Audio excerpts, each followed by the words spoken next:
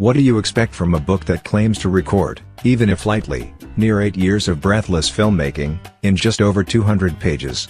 Diptakirti Chaudhuri's Bioscope, just like its quirky cover, a die-cut top coating that part reveals, part conceals a priceless poster of the 1958 film Dipta, is an endearing effort at providing the reader a peek into the show business that's Bollywood. The book debunks conventional linearity in favor of a narrative that takes up themes that have been concurrent nearly at all times in the history of Bollywood. However, the individual chapters deal with these themes chronologically, starting from the 40s or the 50s, and culminating in the present day.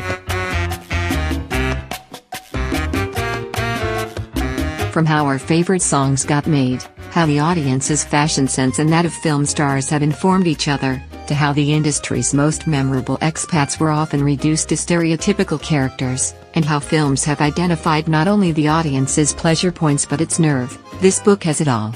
Hasishan Chaudhuri, emboldened by his watching of the Brazilian crime drama City of God, 2003, pitched his Desi crime story set in the hinterland of modern-day Jharkhand, to Anurag Kashyap, who liked it and came up with his legendary magnum opus in 2 parts, Gangs of Wasseypur, 2012. How artisans and dressmakers were flown in from Old Delhi for the grandiloquent Mughal-e-Azam, 1958, so that absolute historical authenticity could be achieved in terms of the way the characters looked.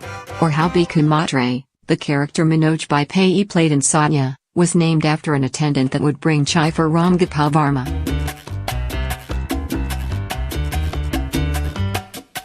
Chaudhuri suitably peppers the narrative with forgotten films and landmark art house attempts, and garnishes with lots of humor and familiarity.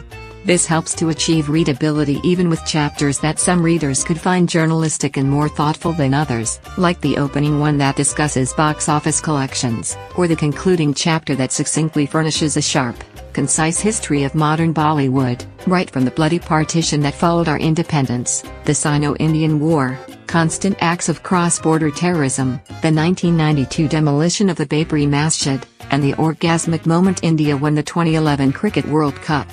This chapter makes for a beautiful antithesis to the otherwise light-hearted tone of the book.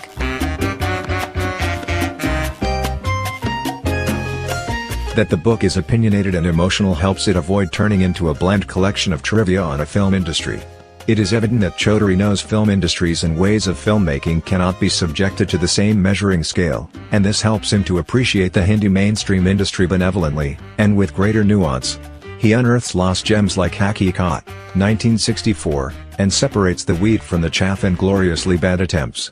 No wonder another writer on Bollywood, Ambarish Roy Chaudhuri, credits Chaudhuri with sparking debates, in the afterword of his In a Cult of His Own, Bollywood Beyond the Box Office.